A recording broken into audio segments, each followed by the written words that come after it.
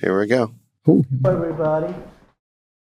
Hello, Mr. President. Great time. I love that house he has. I love David's house. What a house. That made the biggest impression, huh? Thank you, great. sir. I heard you have a pretty nice house, too. Yeah, I have we're in a nice house. We like Although houses. it's only worth $18 million, right? We're like, I know, the judge said 18 million. People said Palm Beach has gone down a long way. Hello, everybody. We'll let your winners ride. Rain Man David Sack. And instead, we open source it to the fans, and they've just gone crazy with it. Love you, West Queen of Quinoa. Thanks so much for sitting down with us, Mr. President. The All-In Pod's basically the four of us having conversations. It's kind of a spectrum of different views. We got it's sort of like a little bit of some Fox News and then some MSDNC at the same time. Well, so that's okay. Keeps it interesting. Yeah, absolutely. Anyway, Chamath and I, we had a great time at the fundraiser that we did a couple weeks ago. I think it turned out great.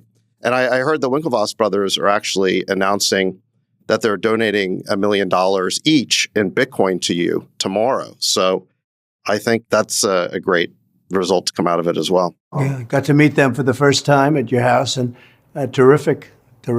They did well. They might have started the whole thing. I don't know. I don't know if that court case was proper, but they were very nice, both of them. Absolutely. Really nice guys. And I think maybe this is a good place to start in our conversation is, one of the things I think we heard a lot at that dinner was just the difficulty that people in business were having under this Biden administration. You got the crypto guys who just want a framework. They just want the government to tell them how to operate, and they can't get that. You got no M&A happening right now in tech. The real estate guys, they can't get loans because the interest rates are through the roof and there's a credit crunch. So I think one of the common themes we just heard across that dinner was that it was just so hard to do business right now. And I guess maybe a good place to start would just be, what's the number one thing, or maybe the top three things that you would do to kind of get things moving again, if you're reelected? So I'd say regulation, and taxes. Okay? I gave the biggest tax cut in the history of our country, and a lot to business. It took them down from, look, as you know, they were paying companies were paying 40%, 45%, including state and city taxes in many cases. And we got it down to 21%. We'd like to get it down lower, actually, but we got it down. And the revenues were better than ever, even with the lower rate. We had a record revenues, which tells you a little bit about that. But also the regulations. And when I asked a lot of people, a lot of big people, a lot of corporate types, big corporate types, I said, if you had your choice between just the taxes or just the regulations, where did I do better? He said the regulations. I was the biggest cutter of in 4 years. I cut more regulations than anybody by far, not even close. And when I spoke to different people about the regulation versus the taxes, I don't think I've ever had anybody say, and the taxes were a massive cut, from 37, 38%, if you look at it just there, to 21%. I don't think I ever had anybody say that the taxes were more important than the regulation cuts. I made it possible to build. I made it possible to do things, to invest. I was able to get companies with a lot of money outside of the USA to bring that money back in. We cut the rate, and it was crazy. The rate was like 55%. So that means if they bring the money back, they lose half their money before they even start. But it was also impossible from a standpoint, a structural standpoint, a legal standpoint. It was very hard. And they were able to bring back, Apple's an example. They brought hundreds of billions of dollars back from other countries into the United States and invested it here. So, but it's very interesting because I ask the question all the time, which was more important? And almost everybody said I did an even better job. And I got the biggest tax cuts. The biggest tax cuts, bigger than the Reagan tax cuts, but they found regulations, and the regulation cuts were even more effective. And that's where we had the great economy, and that's where we had the most jobs ever produced. So there's this odd thing that happens in certain states where taxes keep going up, and then you start to see the states break, right? Productivity breaks, crime goes up, and quality of life goes down. But then people don't understand that taxation and all of those things are correlated. Do you have an idea of why that is? Like, why don't people understand universally that lower taxation is better for productivity? Well, they don't understand it, and it's such an interesting question because you look at some of these places like Chicago and New York and LA and so many more. You know, I'd hate to even mention the three because there are worse examples than that. You look at what's happened in Oakland and you look at what's happened into some cities that are disappearing. I mean, they're literally just crime waves. Nobody lives there except for criminals because you can't live there. You can't survive there. Physically, you can't survive there. And when you look at the kind of crime that we're talking about, and then they take the power away from the police can't do anything. If they do anything to stop it, they end up losing their pension, their house, their family. They end up losing everything. They get put in jail. And we're not talking about the rogue cops who do something really bad and should be taken care of badly. You know, be nasty. You got to be nasty to them also. But mostly, I mean, these people, they want to really, like 99%, they want to stop crime. They hate to see it. They're not allowed to they're told not to do anything. When you see a department store that was so proud, they opened up a new store in a certain city, and all of a sudden, over the last couple of years has happened, this phenomena where 500 usually young people walk into the store and take everything. They have masks on. They walk out with television sets, air conditioners. They walk out with everything. This is a new phenomena that's taken place, and it's incredible. Look at drugstores. Look at what's going on. Like in New York, you walk into a chain. I've seen it twice. I don't walk into too many drugstores, but I used to love it. I used to love to walk around and just look at what it is, whether it's a drugstore or department store. But they told me just a little while ago, I had a meeting with some people, and they say you walk into a drugstore in New York, and everything's covered up with bars and glass, and if you want just a little thing of aspirin or if you want to buy a toothbrush, you have to wait a half an hour to get a clerk, and they open up this vault and they give you a toothbrush, or they give you, how do you do business like that? This is a phenomenon. There's never been anything like this. They didn't used to have theft of even the most minor items. They had very little theft, relatively speaking. They didn't have theft. But the police would arrest them if they did something. Today, they don't. They have limits sometimes. If you steal less than $2,000, you don't get arrested. So nobody steals more than $2,000. It's incredible when you see what's happened to the quality of life in our country. And it's happened so quickly. It's taken place so rapidly. Nobody's ever seen anything. But you look at retail, and I know the big deal. It used to be a big deal when a department store moved into a city, or, you know, a certain store opened up even in a town. But it's usually the Democrat-run big cities where this problem is taking place. And I don't say that as a Republican. I just say you look at the 25 cities, the top problems, they're just about all Democrat. They're Democrat-run. And they're also high tax, high regulation states. Yeah, no cash bail, all of these different things that have taken place. They're phenomena. It's a phenomena. What's going on? Nobody's ever seen anything like it. And it has to be stopped. It's a horrible quality of life. And on top of that, you can't walk to a store. You end up getting shot or mugged or something. The level of crime in the cities, in these big cities, is out of control. Nobody has ever seen anything like it. Mr. President, can I just ask on your point about the tax cuts? Larry Summers made a comment the other day, and I thought maybe you could respond to his tweet that the tax cuts coupled with the tariffs that you've proposed would cause a massive, I think he called it the mother of all stagflation, where you would have kind of inflation because of the tariffs, you would have economic decline because more money would start to fund an increase in prices with tax coming down, tax cuts being put in place. Can you maybe just comment on the comment made by Larry Summers and how we implement tax cuts without inflation? Well, let me say that I respect Larry Summers a lot. He's been right about a lot of things, and Obama and Biden have been wrong. Certain things that he said turned out to be true, certain things. And I do have a good respect for him. He's a different kind of a guy, and he speaks his mind. I happen to be a big believer in tariffs because I think tariffs give you two things. They give you economic gain, but they also give you political gain. If a country is out of control and something having nothing to do with economics or having nothing to do with money coming in or money going out, but other things that are very political, because there are a lot of other things involved in countries, you have tremendous power over a country. Now, not everybody can say that, but we can because we're the big piggy bank. but our piggy bank is going to get smaller and smaller all the time because we're losing power. We're losing a lot of, countries on the dollar. I mean, they're going like flies. If we ever lose that, that's the equivalent of losing a war. That would be unbelievable. That would really make us third world. We have lost so many countries. I looked the other day. So Russia's gone. You take a look. Ukraine doesn't sort of exist in a sense. Nobody knows what's going on there. But when you look at China is essentially gone. They're trying to get out of it. They're a primary competitor. Iran is not there. The other day I read where Saudi Arabia is willing to now go in various different currencies instead of the dollar. This is a tragedy. This is a big thing that's happening against our country. And we cannot let that happen. With tariffs, it gives you a tremendous power, as an example, not to let that happen. You say, you want to do that? We're going to put tariffs on your product coming into the United States. But more importantly, and that's a big importance, but probably of more importance is they tax us, we tax them, reciprocal trade. I think we should have a reciprocal trade act.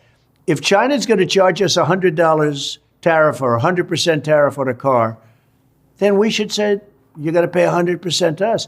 I put on a large tariff on China cars coming in, and it had a huge impact, a huge positive impact. And Biden only is doing the electric cars. I don't know why that is, because the electric cars, they're going to end up all being made in China, by the way. They're not going to be made here.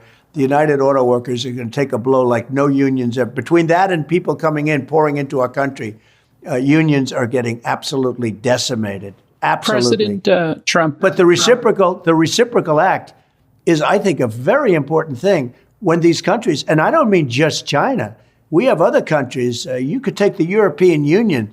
They don't want our farm product, and they don't want our cars, and they don't want anything. We have a massive deficit right there.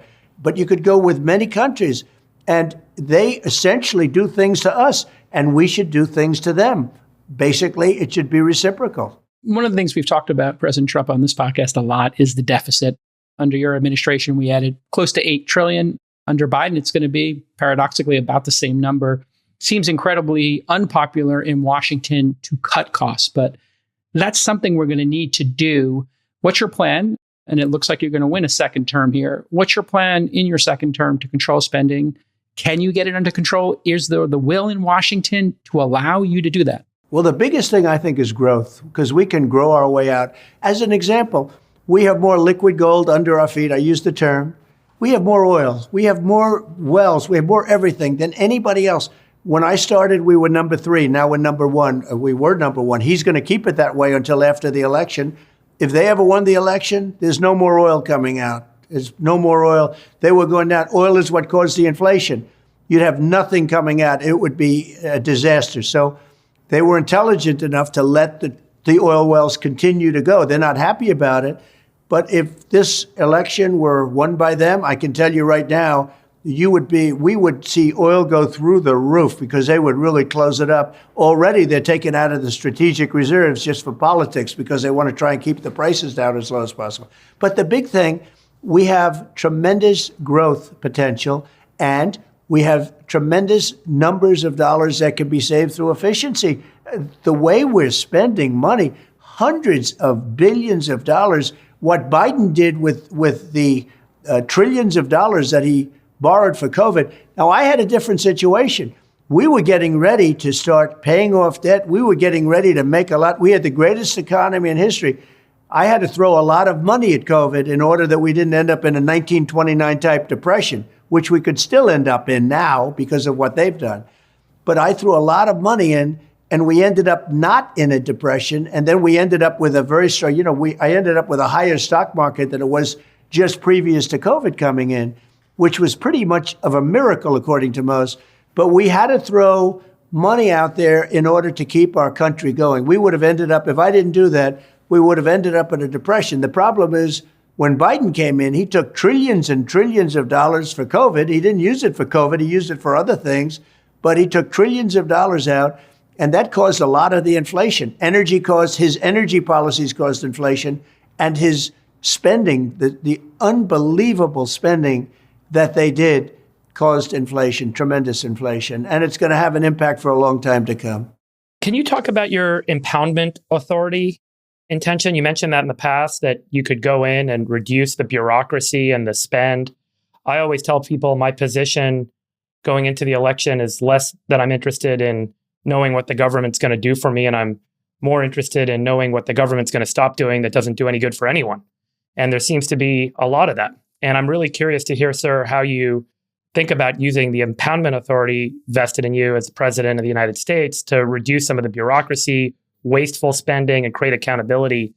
And is there a team that you've built around you to help build a specific plan on backing out of some of these issues? Right. We have a lot of money floating around that should be brought back into the government, should be given back to D.C., to Washington. As you know, there was a lot of money given out over the last couple of years, especially my money was given out to help us with COVID. Then they took money and they have no idea what they're even doing with it.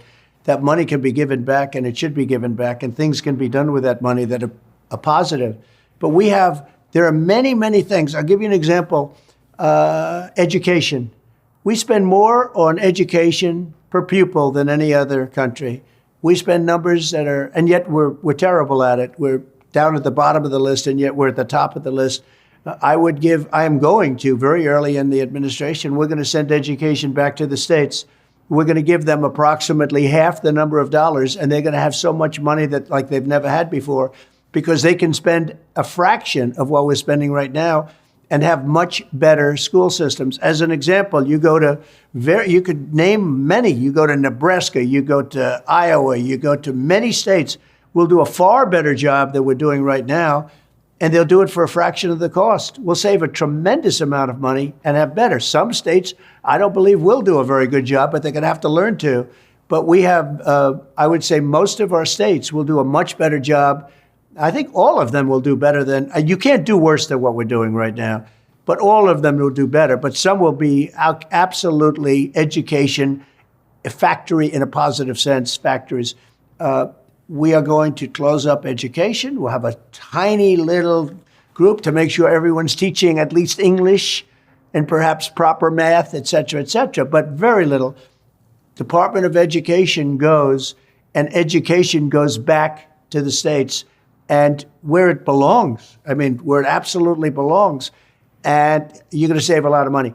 You can look at interior with that. You can look at environmental with a lot of that, where the environment can be controlled by the states instead of this big bureaucracy in Washington, D.C. I mean, what do you do when China is burning all the coal and they're sending the ashes over the United States? Because that's what happens. It takes 3.5 days and it blows over the United States. In the meantime, we're keeping things good. We produce clean coal. We're going to produce clean energy, but we have to get back to energy. We're spending trillions of dollars on artificial, weak energy that's not going to fire up our plants. Our plants have to be fired up. We have a phenomena coming up right now, and I was talking about it the other day to David, and that's AI, little things, two little simple letters, but it's big.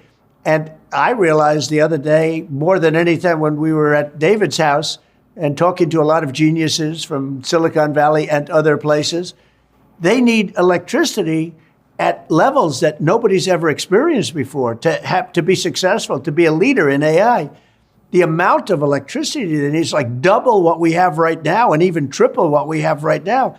It's incredible how much they need to be the leader. And we're going to have to be able to do that. And a windmill turning with its blade, knocking out the birds and everything else is not going to be able to make us competitive. You'll have China. What about nuclear, Mr. President? Yeah. So let me just give you a statistic on this. Nuclear is China's okay. building 150 nuclear reactors, and they're only spending about $2,500 a kilowatt. In the U.S., we're not building any, and our cost to build them is about $10,000 a kilowatt. And China's about to build as much capacity as 20% of the total U.S. production in nuclear. We clearly have a problem here in nuclear. We do, and nuclear is okay with me. And what we're doing is, you know, if you look at Alabama, you look at a couple of states where they built these plants and they had cost overruns that nobody's ever seen anything like it, where they're costing $25 billion to build a plant. There were a couple of them built in the South. I won't mention the places, but you know the places. And they came out at numbers that I think the most expensive things ever built in our country. And the inspectors would go in, they say, those walls aren't thick enough, knock them down and build another wall. And, you know, the environmental people were brutal.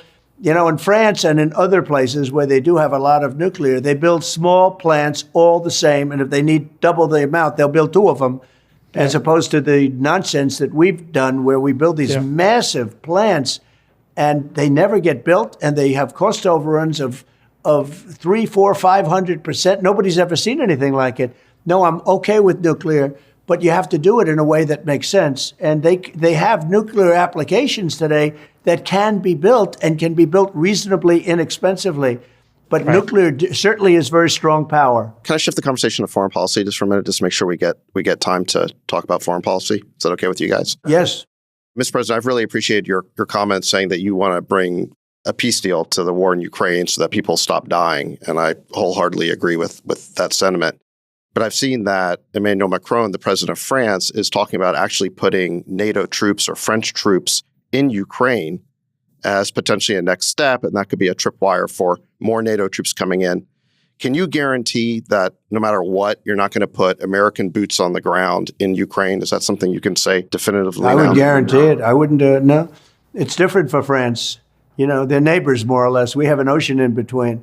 It's different for Germany, although Germany is much less involved than they should be, and other countries. But, we have a big ocean in between. One of the things I think is so unfair, David, I think it's terrible, is that we're at least $100 billion more than Europe, meaning Europe as a whole, put together.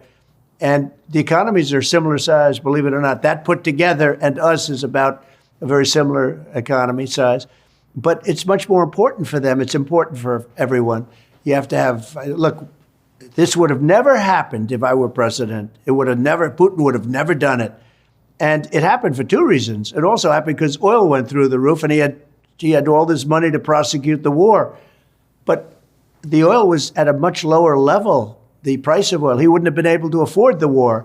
All of a sudden, when it hit almost $100 a barrel, he said, he's one of the few to make money during a war because the oil has gone, and it stayed very high. It's extremely high right now, and it's going up. Oil prices all over the country are going up, as you probably have noticed. But I will tell you, that would have never happened. Ukraine would have never happened. The Israeli attack would have never happened. And inflation would have never happened. Those are three big things. Inflation would have never happened. But with Ukraine, and now it's very much, Ukraine is now, I read the other day where they don't have the soldiers, they don't have the manpower, they want to use children, they want to use old people, very old people, people that are not really perhaps equipped to fight. They're not doing well. The average age of their soldier is like 43 now. So they're they're literally running out of people. To make a peace deal there, would you be willing to take NATO expansion off the table if that's what it took to get the Russians and the Ukrainians to make a deal? Would you be willing to do that? So for 20 years, I heard that NATO, if Ukraine goes into NATO, it's a real problem for Russia. I've heard that for a long time. And I think that's really why this war started. I'm not sure that this war would have started. Biden was saying all of the wrong things. And one of the wrong things, he was saying, no, Ukraine will go into NATO. That's one of the many things he said. When I listened to him speak, I said, this guy is going to start a war. Because as you know, for 4 years, there was never even talk of Russia going into Ukraine. That would have never happened. Russia was not going to attack Ukraine. As soon as I got out, they started to form along the lines. And I thought that Putin maybe, look, he's a good negotiator. I thought he was going to be doing that for negotiation purposes. Then all of a sudden they attacked. And I said, what's going on here? But if you look at the rhetoric from Biden, he was saying the opposite of what, in my opinion, you had to say. The things he was saying, and he's still saying it. He's saying things that are so crazy. Inflammatory. Yeah. I 100% agree. And, it turns out that the month before the Russians invaded, Blinken told Lavrov that the administration was not only going to bring Ukraine into NATO, but that they thought it was okay for the United States to put nuclear weapons in Ukraine. So no wonder the Russians hit the roof. I mean, you talk about provocation. Well, let's say you were running Russia. You wouldn't be too happy. And that's always been off the table. It's a border. And it's always been, I don't think that they would have, if they thought that that was going to remain sort of a territory where you don't have NATO, but they don't want to have soldiers right on their border. They don't want to have it. It's always been understood, and that's even before Putin. It's always been understood that that was a no-no. And Now, you can go against their wishes, and it doesn't mean they're right when they say that. But that was very provocative. And now it's even more provocative. And they're talking about, I hear routinely, they're now talking about Ukraine entering NATO. And now I hear France wants to go in and fight. Well, I wish them a lot of luck. I think good luck. Sir, can I ask you about Israel-Palestine? So after October 7th, what's the right path to just resolve this once and for all and just move forward? Again, it's so sad to me because it would have never happened. Iran was broke. They had no money. I sanctioned countries that wanted to buy oil from Iran, and I would have made a fair deal with Iran. I was going to get along with Iran. I was going to get along with everybody. We did the Abraham Accords. I think eventually Iran would have been in the Abraham Accords. We had 4 strong countries go in, and nobody went in since I got out. That whole thing should have been loaded up right now. It should have been full. They did nothing with the Abraham Accords that everybody said were great. They said, we're going to get the ultimate prize because of that. It was amazing. If anybody else did it, if a Democrat did it, they would have gotten every prize in the book, every prize in the book. But I did it, and it was a great thing that we did. It was a phenomenal thing. But when you look at what happened now and you see what's going on, it's very, very, very, very sad. That attack would have never happened in a million years. Iran didn't have the money for Hamas. They didn't have the money for Hezbollah. They didn't have the money for any of the 28 other cells of terror or whatever you want to call them. Iran was broke. I say respectfully. They had no money, and they weren't given money. And actually, it was a big story when I was toward the end of my term. There was a lot of big stories that there was no terror going on because Iran didn't have the money. They had to survive. We would have made a deal good for everybody. Everybody would have been happy. The main thing is Iran can't have a nuclear weapon. That was my main thing. The deal was a simple deal. Iran can't have a nuclear, it can't have a missile, can't have a nuclear missile. It cannot have that nuclear capability. Other than that, we talk about everything. They would have been very happy. It would have been fine. And you would have had peace in the Middle East. The problem is, I had them at a point where you could have negotiated. A child could have made a deal with them. And Biden did nothing. He did nothing. He doesn't like to negotiate. A young man that knew nothing or a young woman that knew nothing in kindergarten could have made a deal with Iran at that time because they wanted to make a deal. And Biden never took advantage of it. Now, they put back no sanctions, all of the different things that they gave him. China buys billions and billions of dollars of oil every month, many billions of dollars a month. Other people are buying. So Iran now has $250 billion cash. They made it all in 3.5 years. And now they're much tougher to deal with. And I will tell you, I got along great with Kim Jong-un. We solved that problem. Nobody was in danger. But this is a big problem. This is a real problem. And within 90 days or so, they're going to have and could have very well a nuclear weapon. And Wow. Israel is a big difference in Israel between Iran with a nuclear weapon and Iran without a nuclear weapon. And lots of luck in that negotiation. That's going to be a much more difficult negotiation. President Trump, I wanted to ask you a question about Roe v. Wade. You promised your base that you would overturn Roe v. Wade. You added 3 people to the Supreme Court, and you delivered on that promise. This might be the issue that determines the election, and many people believe it is. Are you going to do a national abortion ban? Would you support that, yes or no? So I don't need a national ban because it's up to the states. Right now, what I did is something that people have wanted to do from day one. 51 years it's been going on. And if you remember, over the years, you're too young, but over the years, all they wanted to do is they wanted to take it out of the federal government and move it into the states. And I got that done with the selection of 3 great justices. I got it done. And it was a big thing. But I will say over the last 10 years, or maybe a little bit more than that, they started talking about the number of weeks and this and that. A lot of different subjects came in. It was no longer just simply bringing it back. Every legal scholar, from Democrat to Republican, liberal, conservative, they all wanted it given to the states, because from a legal standpoint, from a lot of other standpoints, including even a moral standpoint, they wanted it brought back to the states. And what I did is I got it back to the states. And now the states are in charge and the people are voting. And some votes are coming out the way certain people wanted, and some votes aren't coming out the way certain people wanted. I mean, if you look at Ohio, I would say it was a more liberal vote than people would have thought. And you could say that for Kansas. And then you look at Texas, it was a different story. But the people of the states have got that issue now, and they're voting. And the one thing that we have to remember that there's been a lot of radicalism talked about, and the radicalism is really on the left because they're willing to do abortions in the 8th and 9th month. And even beyond that, I mean, we have some people, the governor, take a look at the governor of Virginia, the former governor of Virginia, where he talked about we will kill the baby after the baby is born. That's a very radical stance, and hopefully that's all going to be taken off the table now. But just to put it simply, it's now up to the states. And like Ronald Reagan, I'm a believer in the exceptions, the 3 exceptions, as you know, and rape, incest, life of the mother, the danger for the life of the mother. And we have a situation now where it's in the states' hands, and the states are going to be voting. The last thing people want, the people are going to be voting. The last thing people want is for that to go back into the federal government. It was always fought, and very importantly, and people wanted it, they wanted it back in the states where it belongs legally and for a lot of other reasons. So you wouldn't support a national ban? No, I wouldn't support a national ban. No, I would not.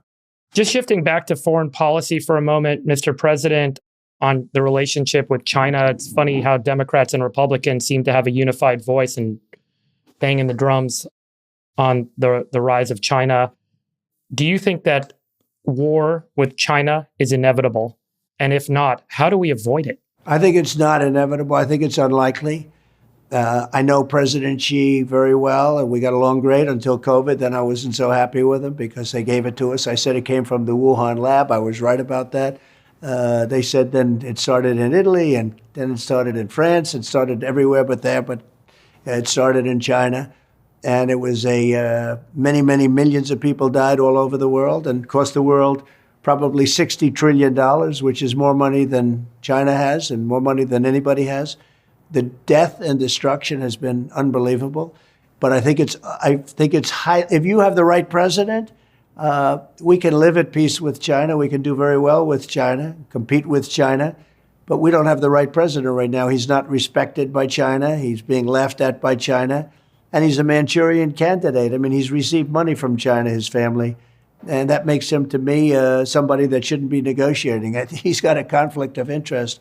But no, I don't see war with China as being inevitable at all. President Trump, do you think that Fauci and our government funded gain-of-function research? And do you think we should really be pursuing the investigation deeply into that? And if we did fund gain-of-function research, what does that say about our government and taking ownership of it? Because a lot of us lost a lot of years. Kids didn't go to school. And it caused economic damage. As you pointed out earlier, the amount of money you had to spend to try to avoid a depression was really severe.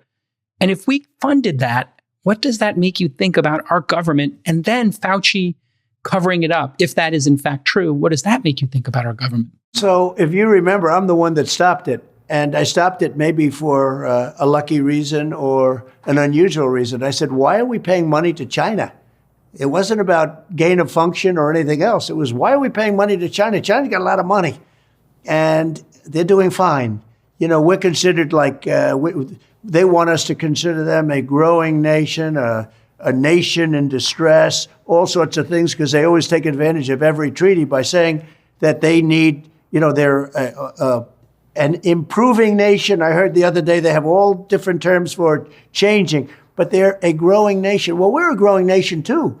We're a nation that's becoming a third world nation based on what we're seeing. But I was the one that stopped that when I saw that. I was the one that stopped that. The Fauci thing is an interesting phenomena. I was not a big fan of his. As you know, he said, no, let everybody come in from China. I overrode him on that. I overrode him on a lot. But he wanted the people from China. When I heard about this, I stopped it. We had a room loaded up with people, and nobody could even believe it, but I stopped it. We would have lost hundreds of thousands of people more, maybe more, much more, maybe over the millions, but hundreds of thousands of people more had I not stopped people coming in from China. Did he lie to you about the origin of COVID? Well, I've always said the origin was, where it came from, where it originally came from was the Wuhan lab. I happen to think it escaped from the Wuhan lab. I mean, I don't believe it came from the bats in 2,000 miles away caves. I don't believe it came from other countries, as China tried to convince people it did. I thought it should have been called the China virus because it was a very much more accurate term than COVID. Nobody knows what COVID even means. Why is it COVID? But no, I was always... But did Fauci lie to you, I guess, is what the American people want to know. Did Fauci lie to you? And if he did, should he be prosecuted? I don't think I dealt... You have to understand, Fauci was a much bigger factor in the Biden administration than he was in the Trump administration. I didn't rely on him that much because I didn't trust him. I would say got along with him, fine. Not really, but I didn't trust him. And again, I was the one that stopped the money going to China. I didn't like it. I didn't stop it because of COVID. I didn't stop it because of anything other than why are we paying money to China? It was strange. They should pay us money. We shouldn't pay them money. And one of the things I can tell you, the World Health Organization, so we pay them almost $500 million, and China pays them $39 million. And so I got out of the World Health Organization. They did absolutely nothing. They called it totally wrong. I got out. They called me and they said, we'll do anything to keep you in, anything. I said, well, why are they paying $39 million? We're paying almost $500 million. And they said, well, we'll work out a deal where you can pay much less. I said, well, now you're starting to talk. But even that, it was very popular when I got out. It was politically, it would have been very hard to go back in. People were thrilled that I got out. I could have made a deal to go in for $39 million. They offered me a deal to go in for $39 million, and I actually turned it down. I said, it should be if you look at, we're at 350 million and they're at 1.4 billion people, right? So it should have been 25% or less than that. But I didn't want to quibble. But I could have gone back in immediately for $39 million as opposed to 500.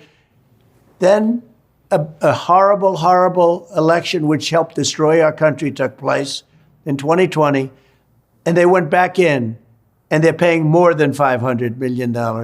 And they knew I could have made a deal. Now, it's a lot of money, not when you talk about the world, but it's still a lot of money. But it shows you the stupidity of the whole thing. They could have made a deal for $39 million. Instead, they're paying much more than they paid even before. And that's the way the mindset of our country is. And here's the big part. China totally controls the WHO. China totally controls them. We have very little control over them. And now they want to give control over our whole country to them, which would be a terrible mistake. Fauci brings up sort of the kind of deep state personality that you talked about in 2016 that's kind of like riddled all over the government. How much progress do you think you made, and what do you want to do if you become president in November? And do you have goals around the deep state this time around? And what are they? Well, I have a lot of things. I mean, I did a lot of things in the FBI. I fired a lot of their top people, including Comey, who's terrible at what he did, a terrible person and terrible at what he did. I fired McCabe, and, I don't have to go through Lisa and Strzok, all of the lovers. And I fired a whole group of people. I got rid of them. And so many of the agents are so incredible in the FBI down below. But we got rid of a lot. You take a look at the World Health again. We got out of the World Health. We got out of this is a similar thing that, this is really similar to your answer, but we got out of the World Health Organization, which was a tremendous thing. We got rid of the Paris Accord. The Paris Accord was a disaster for us. We were going to pay $1 trillion and other countries were paying nothing. Russia was paying nothing. China was paying nothing. It didn't even kick in for China until 2030, whereas with us, it kicked in immediately. So I got rid of the Paris Accord. I did a lot of things having to do with not only people, but tremendous amounts of money because the Paris Accord was so unfair. And I said, when I do this, people are not going to like it, but I have to do it because it's right. People loved it. The public understood it. They loved it. And now they've gone back into the Paris Accord at the same terms and even worse than the terms I got out.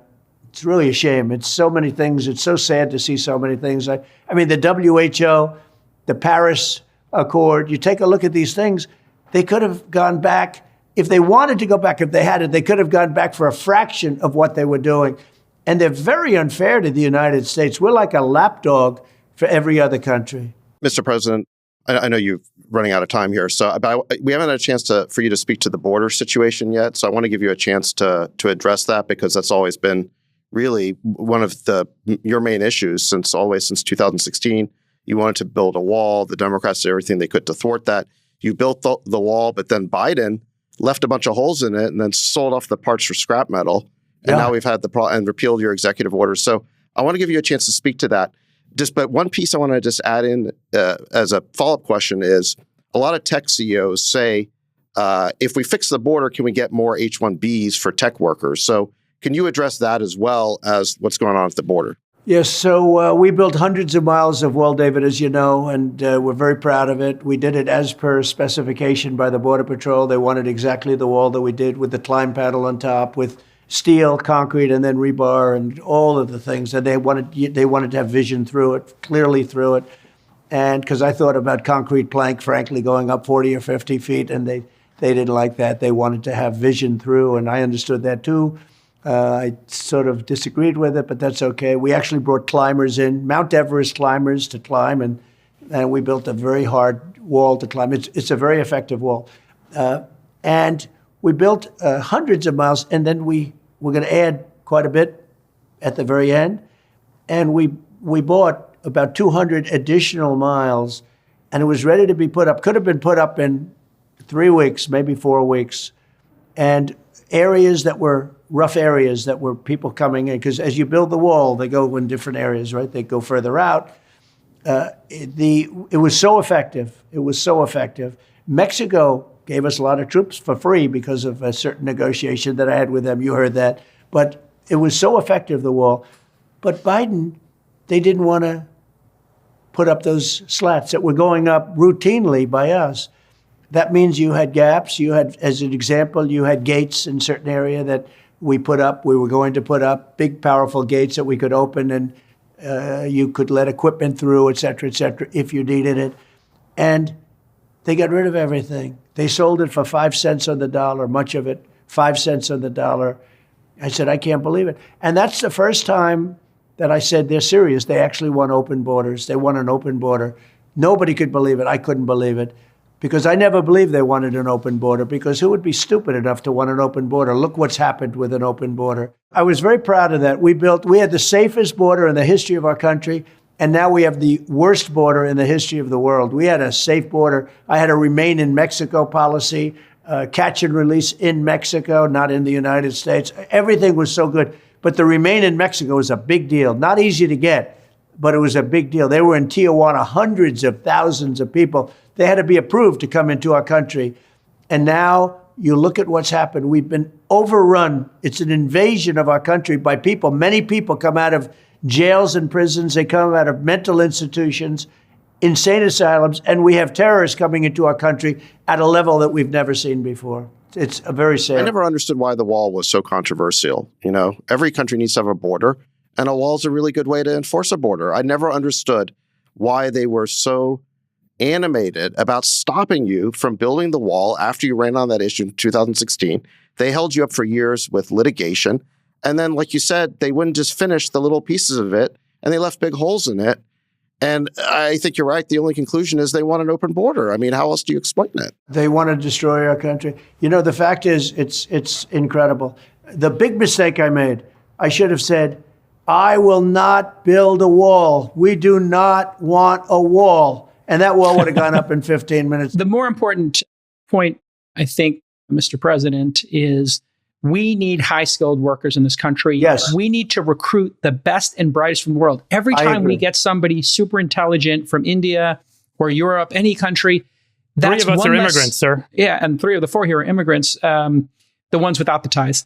And we can get these great people into our country, and that's a loss for our adversaries and our competitors, and it's a gain for us. But I've never heard you talk about this. Can you please promise us you will give us more ability to import the best and brightest around the world to America? I do promise, but I happen to agree. That's why I promise. Otherwise, I wouldn't promise. Let me just tell you that it's so sad when we lose people from Harvard, MIT, from the greatest schools and lesser schools that are phenomenal schools also. And what I wanted to do, and I would have done this, but then we had to solve the COVID problem because that came in and, sort of dominated for a little while, as you perhaps know. But what I want to do and what I will do is you graduate from a college, I think you should get automatically as part of your diploma a green card to be able to stay in this country. And that includes junior colleges too. Anybody graduates from a college, you go in there for 2 years or 4 years. If you graduate or you get a doctorate degree from a college, you should be able to stay in this country. And you know more stories than I do, but I know of stories where people graduated from a top college or from a college and they desperately wanted to stay here. They had a plan for a company, a concept, and they can't. They go back to India, they go back to China, they do the same basic company in those places, and they become multi-billionaires employing thousands and thousands of people, and it could have been done here. And a bigger example is you need a pool of people to work for your companies. You have great companies, and they have to be smart people. Not everybody can be less than smart. You need brilliant people. And we force the brilliant people, the people that graduate from college, the people that are number one in their class from the best colleges, you have to be able to recruit these people and keep the people. It was such a big deal. Somebody graduates at the top of the class. They can't even make a deal with the company because they don't think they're going to be able to stay in the country. That is going to end on day one. That's fantastic. Yeah, that's great. Well, I think we all wholeheartedly agree with that. Being in the tech industry, we understand the importance of that. They're telling us that you have to go to dinner, Mr. President. So thank you so much for spending so much time with us. We really appreciate it. It's been great having this conversation with you. I'm sorry. I have to ask, sir. I have to ask one question, sir. When you got elected in the 2016 election, you said the first thing or one of the things you wanted to do was release the JFK file. And then you said later, I saw it and I wasn't really ready to do it. And then I saw a clip where you changed your mind and you said, I think we're ready to see this file. And I'm just curious. What's in it? What? No, tell us right now. What happened? Like what? Yeah. I actually did do it. I released a lot, as you know. But when it came to the whole thing, I was hit by some people that worked for me that are great people that you would respect. And they asked me not to do it. And I'm saying, why? Tell me why. And they said, sir, I think it needs a little more time. And I released a lot. But I said, if they feel so strongly, I respect the people and would have done that again. But this time, I'm just going to do it. RFK says the CIA killed his uncle. Do you believe that? Well, this wasn't CIA that asked me, but I think CIA was probably behind it. But they didn't. They would have preferred that I not release the rest of it. So we did give quite a bit. It's going to be done early on. A lot of people want to see that. And whatever it may say, I won't say. I sort of have an idea. But whatever it is, it'll be very interesting for people to see. And we're going to have to learn from it. Promise us you'll come back again, Mr. You know, President. there are other things we're going to release, too. We're going to release. Oh, really? Like amazing. what? What else do you got? We'll talk to you about it off camera. Aliens? By the way, generally speaking, and there are reasons not to release certain things, obviously, but I generally, it's transparency, and I think it's important that we release that. And there are other things, too. There are other things that you know about. But people, more than anything else, they want the JFK files. We're going to release that immediately. You have a prediction for the debate next week? What's going to happen? Well, all I can say is this. I watched him with Paul Ryan, and he destroyed Paul Ryan. Paul Ryan with the water. He was chugging water at a left and right. I didn't think a human being would be able to drink so much water at one time. And he beat Paul Ryan. So I'm not underestimating him. It is what it is. We'll see what happens. But you take a look at the last one. I happen to think he's incompetent for a lot of reasons. I think he's incompetent because he has gotten the worst policies, both foreign policy and internal policy. I mean, who would not want to have a wall? Who wants to have millions of people pouring in? Who wants to have high taxes? Taxes are going to raise by 4 times if this guy has his plan. Is he in cognitive decline? Do you believe he's in cognitive decline, Mr. President? Well, I shouldn't be the one to say that, but I don't think he's doing particularly well. But I didn't think he was well 25 years ago. I thought he was not a smart person. And that was told to me by a certain member of the Kennedy family who was actually very friendly with me through a Palm Beach relationship. And I was told that very strongly. So I was never a fan of his. But I will say he beat Paul Ryan. It was still years ago, but he beat Paul Ryan pretty badly. And I assume he's going to be somebody that will be a worthy debater. Yeah, I would say. I think okay. I don't want to underestimate him. All right. I think that's smart. Well, your team is telling us that they need you to go to a dinner, Mr. President. Obviously, we could keep going for hours and hours, but it's been great to we could. But it's been great to have you for the last hour here, and it's been great to getting to know you with the dinner that we did, and we hope that you'll come back on our show. Podcasts are getting bigger and bigger, so hopefully in your second term you'll come on here and talk to us again. Think Biden would do this interview? I don't think Absolutely so. not. Absolutely I not. don't He'd be know. lost. I don't think After so. one We've question, invited him. I don't We think have he's invited doing him, these sir. interviews. Yeah. So Yeah. it's an honor to be with you all. Very good question. We appreciate it, sir. Thank you. Very Thank appreciated you. very much, sir. Thank you Thank very you much. very Thank you, much. sir. There you have it. Wow. That was some hour, boys. What do we think? Let's do a wrap up, huh? We got to Keep it- do a little little wrap wrap-up? here. Whew.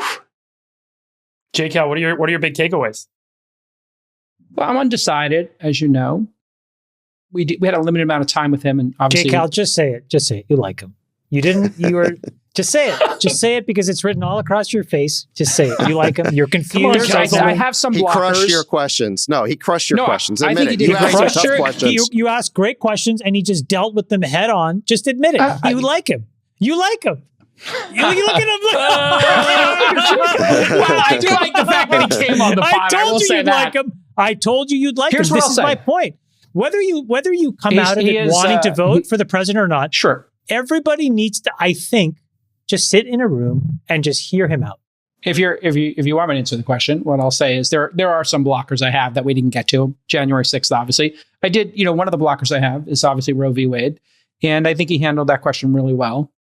And I think we may have gotten a little bit of breaking news there in terms of him saying he would not do the national ban. And I think that's a big concern people have. And I think that's maybe the issue, according to a lot of experts. I'm starting to sound like Trump. I have According to a three- lot of experts, people believe that could be the deciding issue of the election. And so I think he handled it really well by saying the states are going to choose and he's not going to do the federal ban, and he believes in the exemption.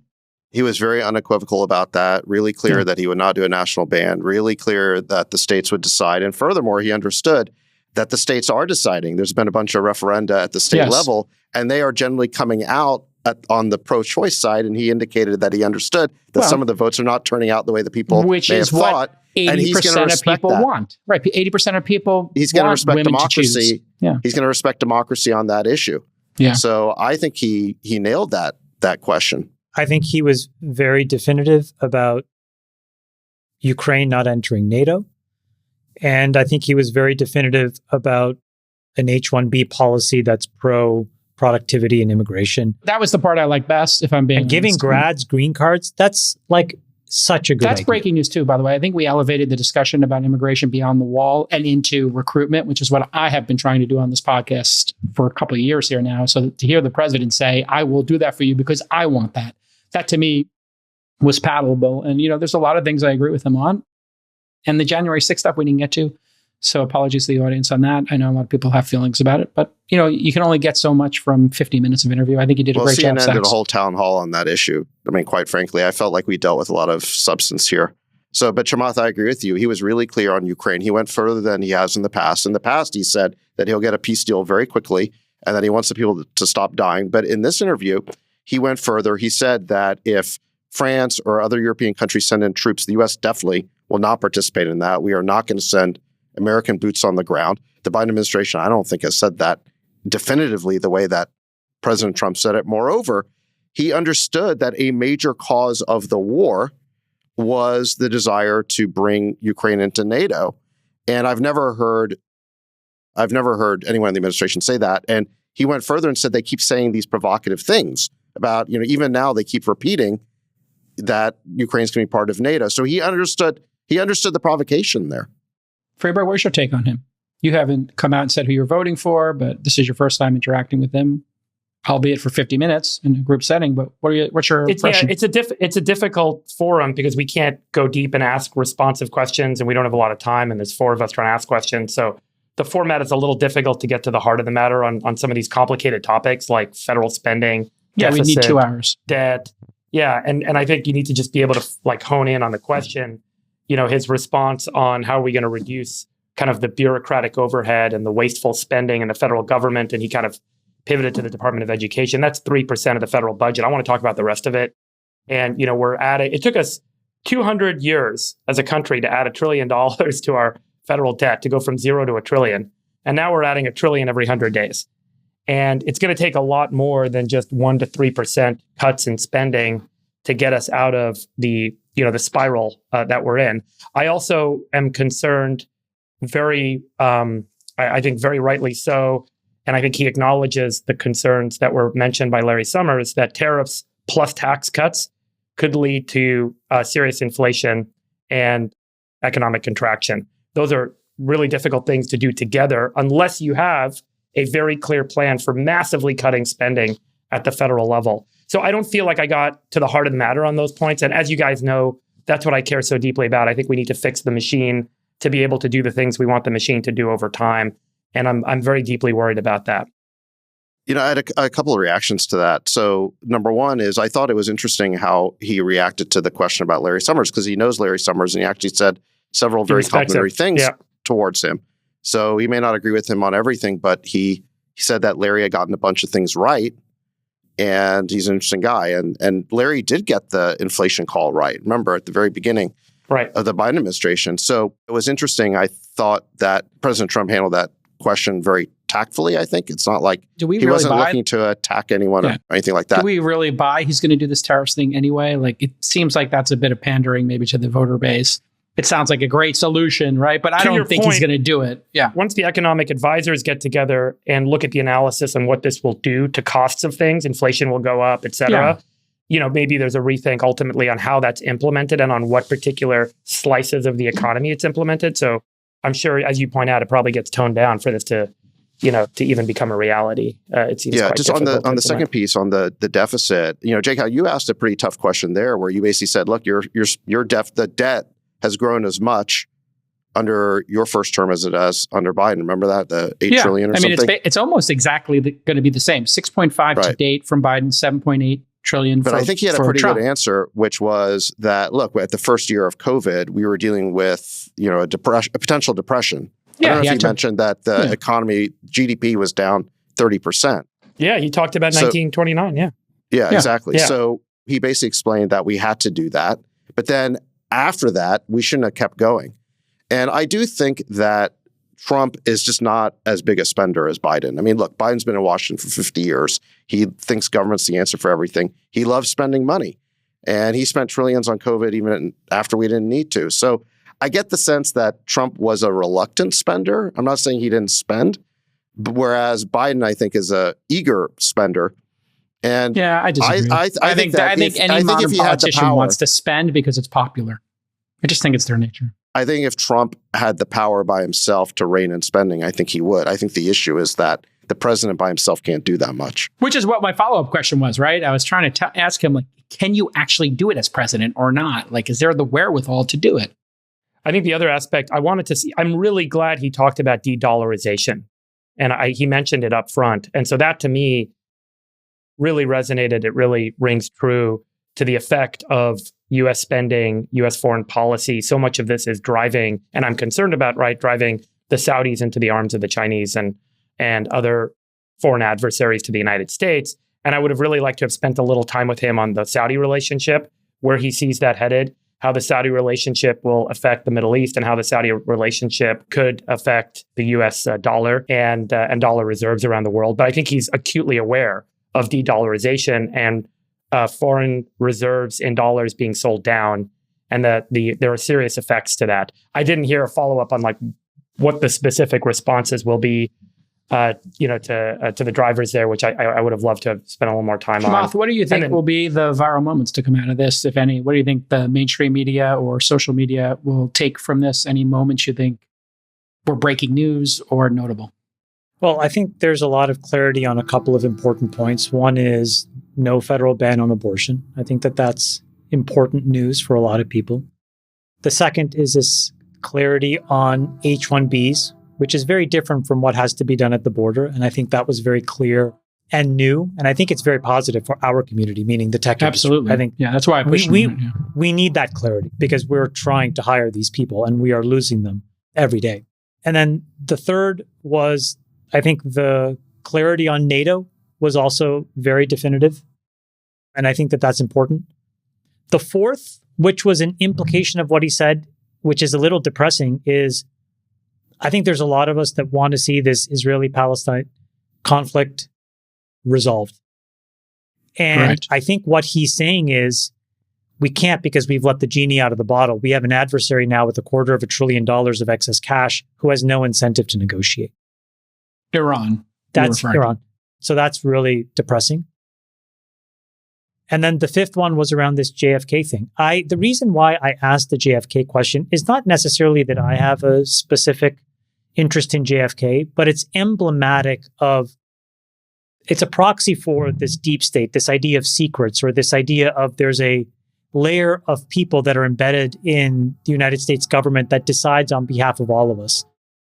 And I think when you have somebody who can push back against that and use transparency and sunlight as the cleansing function, that is what we need. If we're going to rebuild trust in our government and institutions, we're going to need a lot more transparency. And if that one's hanging out there, why not resolve it? I mean, did he say he thinks the CIA did it? I think I heard him say that. I think the CIA did it. What I heard was he said I think the CIA was behind the people that were influencing him not to. No, Right. I think what he said was they the didn't CIA want the information out. Yeah, we should be clear about that because it could be quoted out of context. Yeah, we're going to need to see the transcript on that. He did not say that he thought the CIA was he did not say. He didn't come anywhere close. Right. He said that he thought the CIA was behind the folks that were telling him to not do it, and he listened to them out of trust and respect for them, which I think that's a reasonable judgment in the moment. Nick, we got to see that transcript. Yeah. My point is, exposing that is a very important way of giving the influence and power back to the people. Absolutely. I've mentioned this quote from Mike Pompeo, which is really powerful, but it's something to the effect of, the people on the top floor of the CIA do not believe it's a Democrat or a Republican that runs America, but that they do. And he said that in the context of being asked, what is the one regret you have, or some of the biggest regrets you have in running the CIA? And Pompeo said that he didn't fix that. So I think that there's a lot of embedded versions of this establishment class that lurk in many institutions, whether it's the EPA, whether it's the CIA, whether it's the NIH. And if there are ways in which the president can unlock the data that's necessary or the information for all of us to have a little bit more clarity on what's happening, I think it's important. And I do think for many people, that the JFK file is representative of a lot of them. Well, and then dovetailing that, Sachs, the Fauci discussion, where he said, I never trusted Fauci, and then kind of pushing it on like, hey, do you think it should be prosecuted? Did we fund it or not? Seems pretty clear. He believes we funded Gain of Research. His position was, I just didn't want to spend the money, which I appreciate about him. With China. With China, You want to spend the money in China, yeah. Yeah, and so what did you think of that point? Yeah. Well, I thought that his response on that was similar to a lot of his responses, which is he did not take the edgy position that he was sort of being teed up to take. I mean, kind of like same thing with like the Larry Summers thing. He had mild criticism, I thought, for Fauci, but he didn't go scorched earth at all on Fauci there. And he said he didn't trust him. He said, "I never trusted him." Nobody. That's pretty scorched earth for politics. Nobody trusts Fauci. You asked him whether Fauci should be prosecuted. He did not take the bait on that. That's my point. He was very respectful, actually. I was very surprised to hear how he respected Fauci and how he framed his response to that question. And I think that says a lot. But can I tell you why you're surprised? Because I think we have been fed, this is what I'm saying, we have been fed a narrative of what President Trump looks like. Now, in fairness, we're also being fed a narrative of what President Biden is like. And this is why you have to see these men up close and personal for yourself. Because, David, the fact that you're surprised is less about the fact that Donald Trump has changed.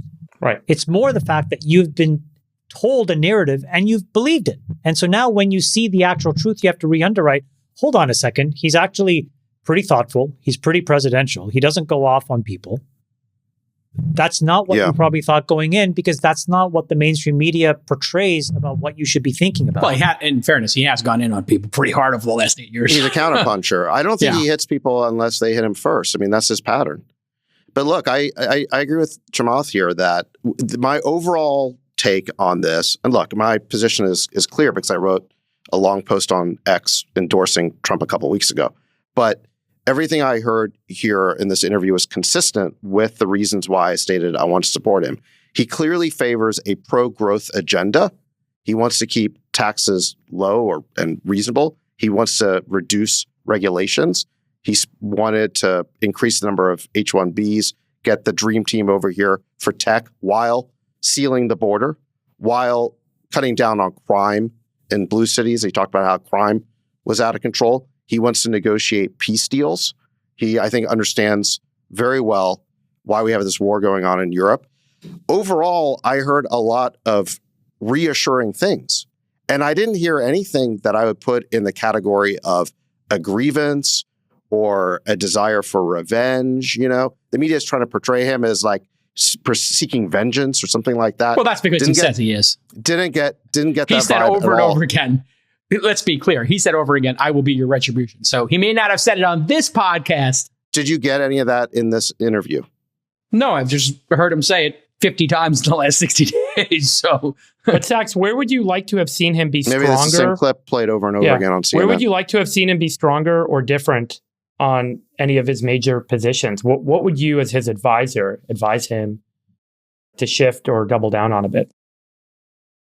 Well, I mean, I think Chamath is right that with respect to the Middle East, I think his position isn't perfectly clear because it's not only about Iran in the Middle East, right? Yeah. But the truth of the matter is, politically, I don't know that he could say more. And, you know, I think that's just a very, very tough issue where you're bound to alienate and polarize one side or the other. And so I think he's sort of definitely walking a tightrope there. Yeah, when he says it would never have happened, like I'm always like, ugh, you know, like it would never happen under me. I would like to have a little more of the why. Why do you believe that? And he never gets into the details. He just says that over and over. But maybe he's right. You know, like when I hear Trump talk, what I hear is someone who's a deal maker. He was a deal maker in business. Now he's a deal maker politically. He's willing to have conversations with anybody. There was even a moment when he's talking about Iran where he said maybe he could have worked out a deal. But in any event, he's somebody who I think is willing to negotiate, which is, I think, is a positive thing because when's the last time Biden negotiated anything? He doesn't seem interested at all. I mean, I didn't get to ask, but, you know, one of the things I had queued up was, you know, I just think you've done a phenomenal job in talking to people who most people feel are difficult people to get along with, you know, Kim Jong-un, Xi, Putin.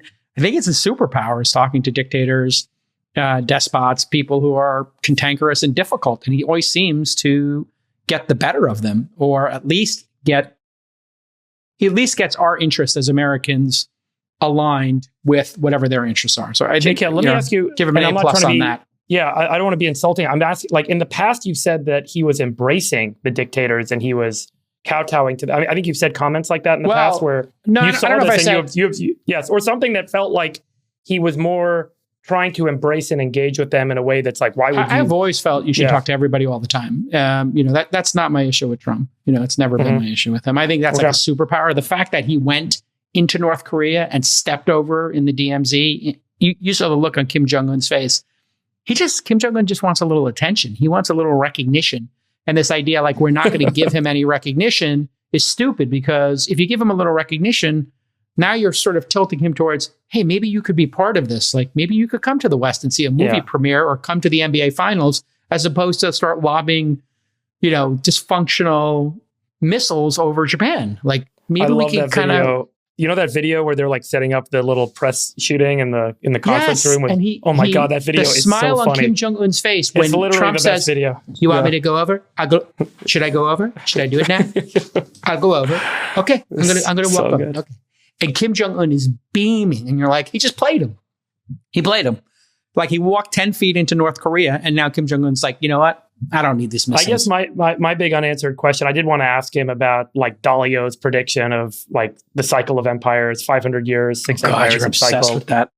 Well, let's play counterfactual, Freebrook. How do you compare the answers you've heard to what you have heard, or what you think President Biden's answers would be to the things that you care about? I honestly feel like there's a little bit of a blinders to the question. Like, there's a pivot back to what I've done, what I'll do, versus the like, let's actually talk about where we are in the debt cycle. And this is exactly what, like, history repeating itself.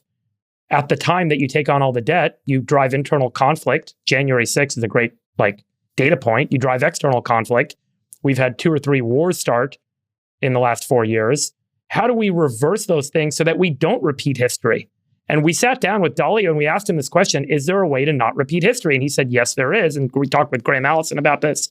And all these guys believe that there's a way to avoid it. There have been moments where we've nearly had the external conflict. And that's why I asked him about war with China. But I want to understand if there is this broader kind of construct of what is going on.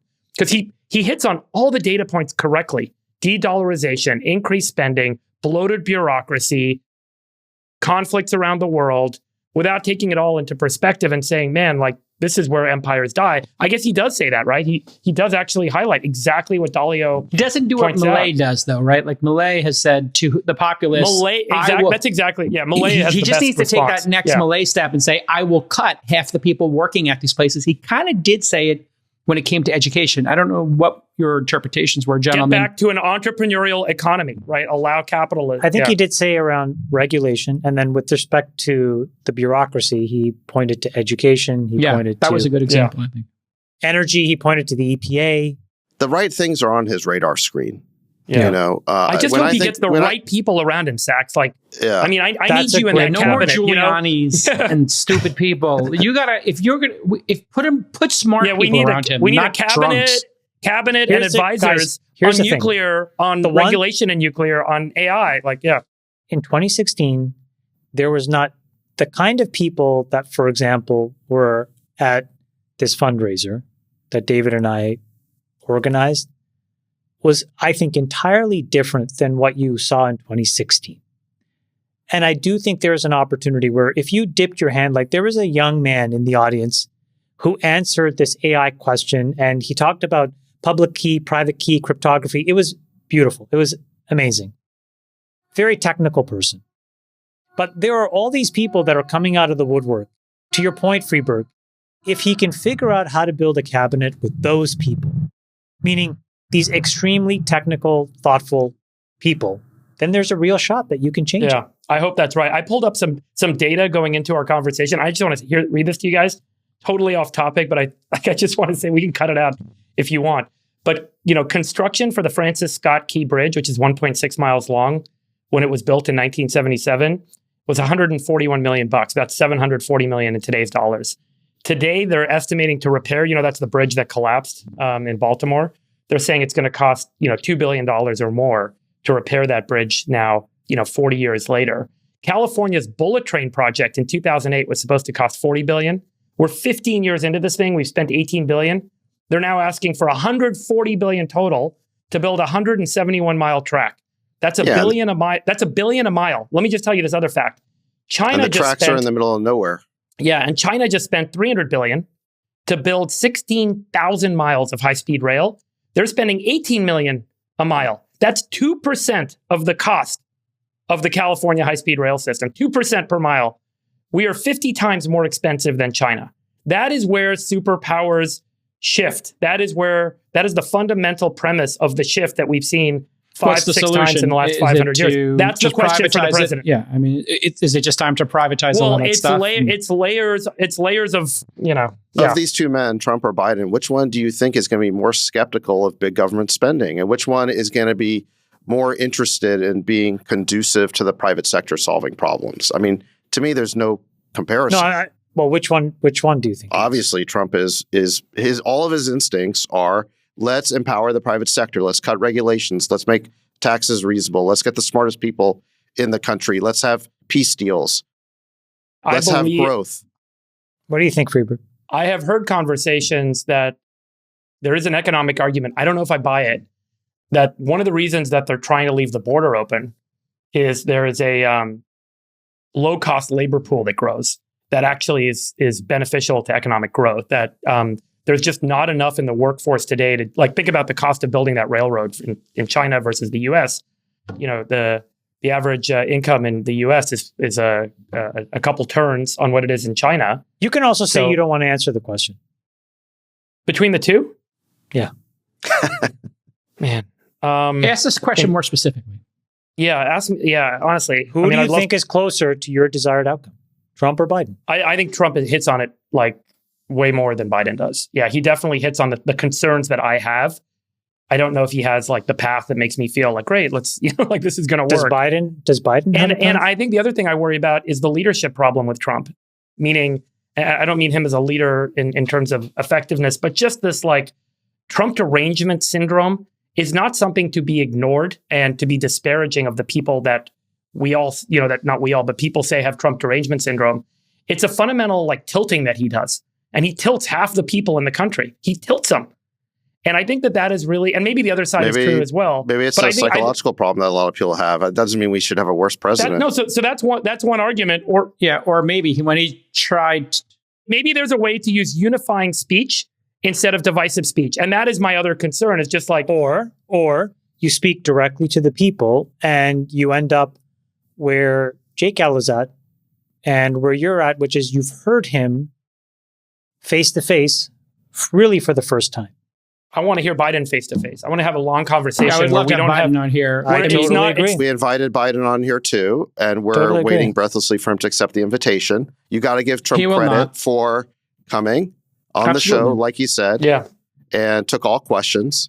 Yeah. So you got to give Trump a lot of credit for that. But Freebird, to your point about the TDS for a second, look, when Biden ran in 2020, he promised a return to normalcy. That was basically his sales pitch. We had just gone through COVID. There were a lot of people who had TDS or were tilted by Trump. And what Biden said is we're going to have normalcy. What actually happened? Well, I think Biden began this incredibly partisan and vindictive program of lawfare, of trying to prosecute not just Trump, but a lot of other people.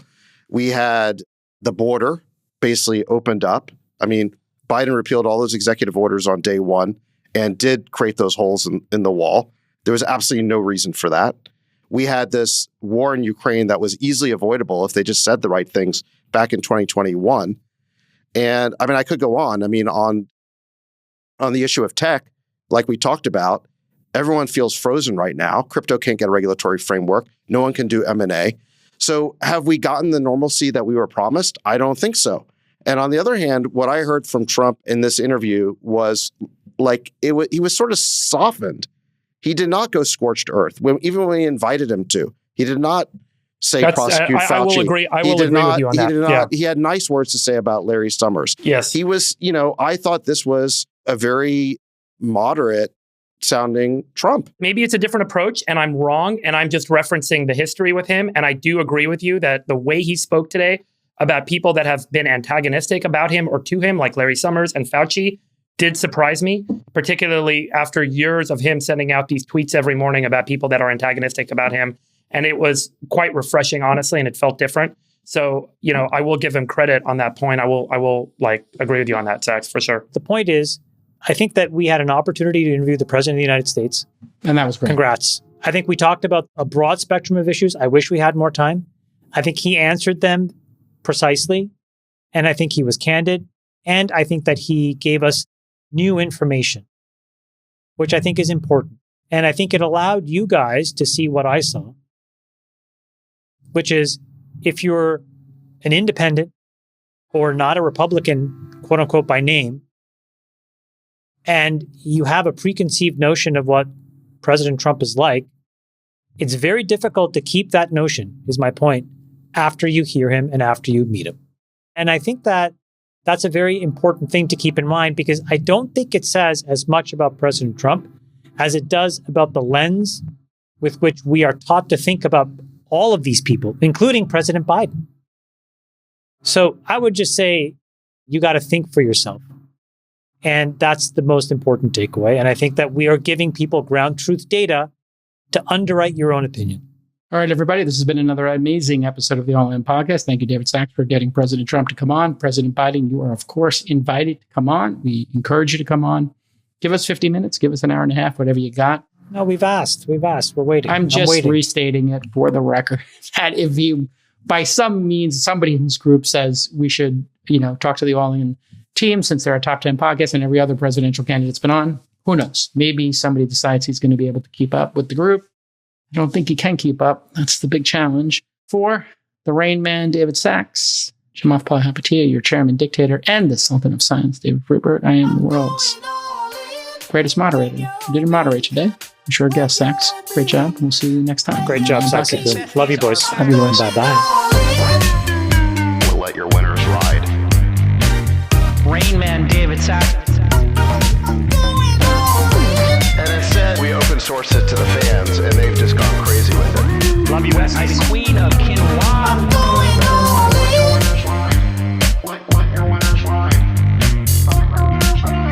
Besties are back. That's my dog taking a notice in your driveway. Sax. Oh, man. My haberdasher will meet me at Clinton. We should all just get a room and just have one big huge orgy because they're all just useless. It's like this sexual tension that they just need to release somehow. Wet your beak. Wet your beak. Your feet. What? We need to get merch. Besties are back. Going all